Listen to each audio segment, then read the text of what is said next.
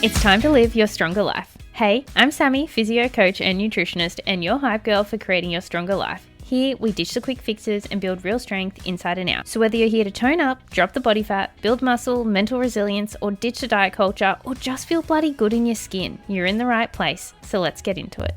I want to take you back to a version of me that was working really hard on their health and fitness journey Monday to Friday. Eating well, training consistently, I was always hitting my protein, and I was always doing quote unquote everything right. And then Friday night would roll around and I'd think, I have been good all week, so I deserve this. Saturday too. And somehow Sunday, maybe was a bit how you doing because of Friday and Saturday. But then Monday I'd wake up feeling gross and just start the cycle again of being really good Monday to Friday. And I genuinely could not figure out why my progress had completely stalled, why I was not building muscle, why I was not getting stronger or fitter or even more toned. Hey, sounds familiar? Yeah, today we're having that conversation. That alcohol and how it can impact your whole entire fitness journey. And I want to be clear before we dive in, I'm not here to tell you to stop drinking. I'm not here to shame you for having a social life either. Like, that's not what it is. And there is a time where you can fit in alcohol kind of within your fitness journey.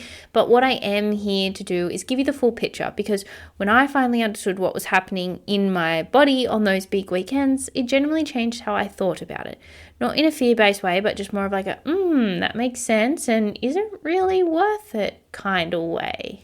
And to be honest, like, full transparency here, I don't drink like at all. Like, not even like, just one every now and then. Like, no, just absolutely, I'm a zero. Like, I have not drank in years, and I genuinely have not a single interest in having a drink personally, because I just know how much better I feel mentally and physically without it, and I just don't see the need. Like, I can go out and have fun. I've gone to friends' henses and 30ths and events out to 3 a.m. in the morning. I've been in nightclubs sober, like partying. Like, I can have fun completely stone cold sober, because I just care more about being around my friends and the time and just having a good time with them. And it, like, I don't do that often anyways, but I just don't need it anymore. And because I used it for such a long time as a crutch for giving me confidence, or to, almost like as a tool to kind of numb out, and I don't want to do any of that. So to me personally, I don't drink, like, full stop. But if you do, because you find it's really valuable and you do really enjoy that social time, and then that's totally fine. But I want you to know and understand the impact that I can potentially have, and make an informed choice. That's the most important thing. Like, nothing's off limit, but you should just be able to make an informed choice. So yes, calories, but it's not just the calories. So the first thing that people think about when it does come to alcohol and limiting your fat loss is the calories, because yes, it does.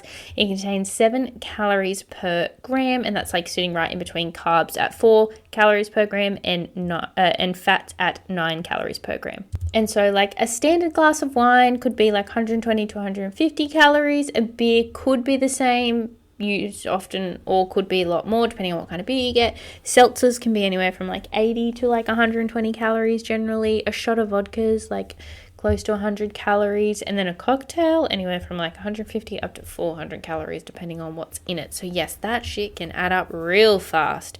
But here's what most people also miss. The calorie count is not all of it, because realistically you can fit alcohol within your calorie balance. Like, if you're smart about it, you can fit a decent amount of alcohol in, but it is going to take away from a lot of beautiful healthy foods that you could be eating. But if you're not doing it too often, like, you can fit in a wine glass here or there. The bigger issue is what's happening inside of your body when alcohol enters the system. So your body can't store alcohol like it does with, carbohydrates in your muscles, for example. So the moment you drink, your body treats it as the priority to metabolize it and to get rid of it before it does anything else.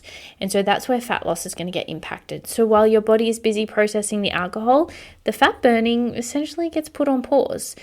Not permanently, but just for the hours that your body is working through it. Fat oxidation, which is the process of burning body fat for energy, drops significantly. So it's not just that you're adding calories in, you're also pressing pause on the very process that we are working to optimize. Then we've got the weekend effect. So let me paint you a picture. You're in a deficit all week. Monday to Thursday, you're nailing it. Protein's hitting it, calories are on point, you're eating lots of fruit and veggies, drinking your water, and training is done. Friday comes and you go out. A few drinks, maybe some late night food that you wouldn't have chosen sober. because alcohol lowers inhibitions and absolutely affects your hunger and your food choices. And also it hella dehydrates you. Saturday, a recovery day. Probably not much movement, maybe a big meal because your appetite's all over the place, and maybe another drink or two that night. Sunday, brunch. It could go the food, or there could be a couple of mimosas because it's Sunday, or, just some more less than ideal food choices. So when you add up the actual calorie surplus across those 3 days and factor in reduced fat burning from the alcohol itself, you can very easily cancel out a full week of the deficit. And because you had a big bloody weekend, you're less likely to prep and organize yourself for the week ahead. So then you're starting on the wrong foot by the start of the week because you don't want to meal prep because you're already super tired and hungover and you're just it's the last thing I can think about right now. So there's other ways that it can also impact on your journey. And honestly, I lived in this cycle for a really long time and I was actually really good at fitting it in within my calorie balance, but I still wasn't getting anywhere.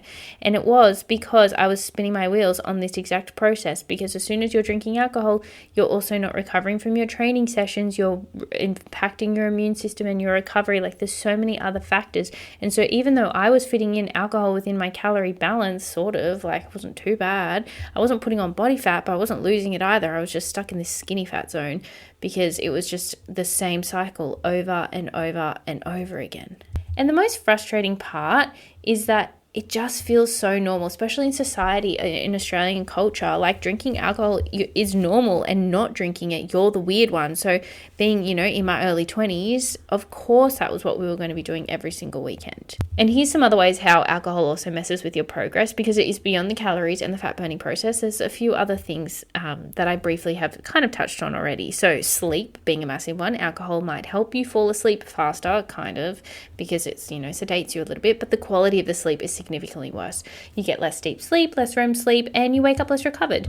And we've talked before about how important sleep is for body composition and for hunger regulation and for training performance.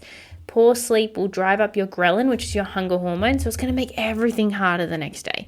So you're not just dealing with the hangover, you're dealing with disrupted hormones that make you hungrier and less motivated to move. Then you've also got your training. A big night out usually means a missed session or a half-hearted one, or one where you're running on empty and just going through the motions.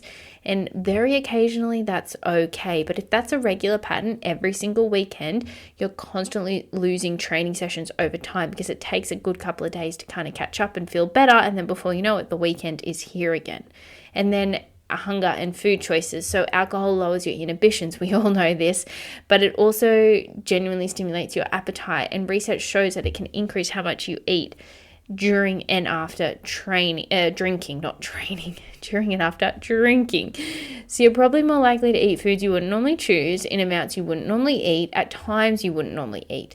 And you'll enjoy every single second of it because you're drunk. But the next morning, your body doesn't care that you had a lot of fun. Okay, so what can you actually do? Here's the practical part, because this episode is not designed to make you never want to drink again. You don't have to go as extreme as I am.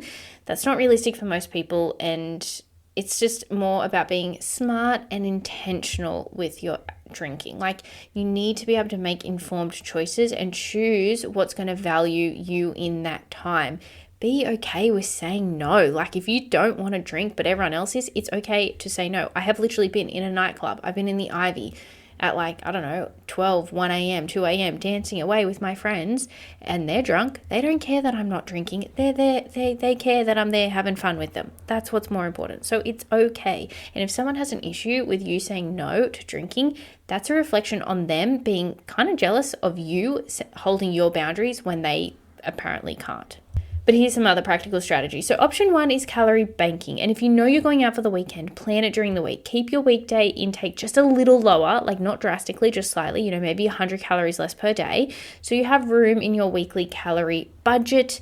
Your body doesn't care about any single day, 24-hour period. It runs on averages over time. So if your weekly total still lands in a reasonable deficit, you can still make progress and drink a little bit of alcohol.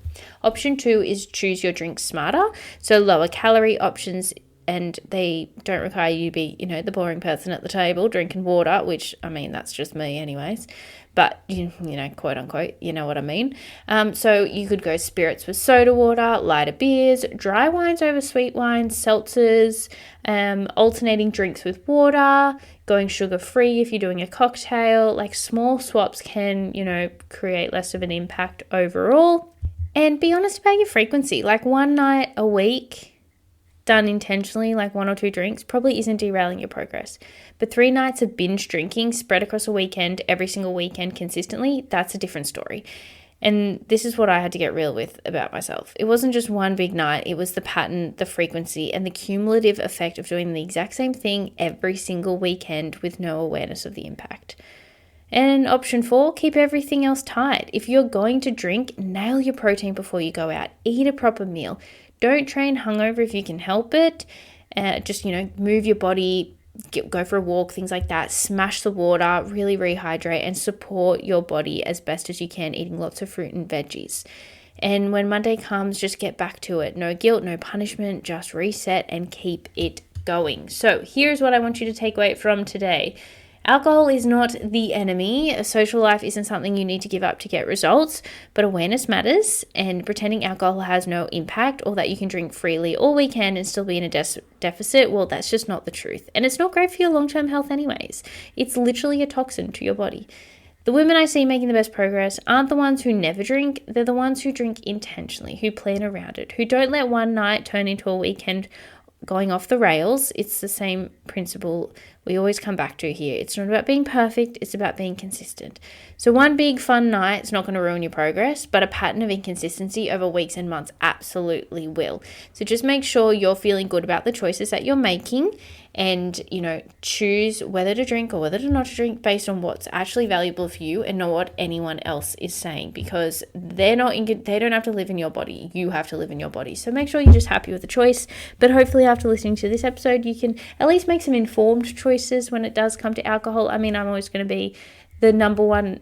The best option is to just not drink, like abstinence is the best, but anything in between, there's lots of options that we can approach, and I'm never going to shame you if you're wanting to drink. Like, that's fine. It's just give us the context for why you're doing it, and we can take it from there. Thanks so much for listening. If you found this episode valuable, please rate, review, and subscribe. And I'd love if you shared this on your Instagram and tag me, Sammy_livestrong. And if you'd like to learn more about my coaching and join the Project Livestrong family, please message me, Livestrong, on Instagram, and I'll see how I can help. I'll see you next time.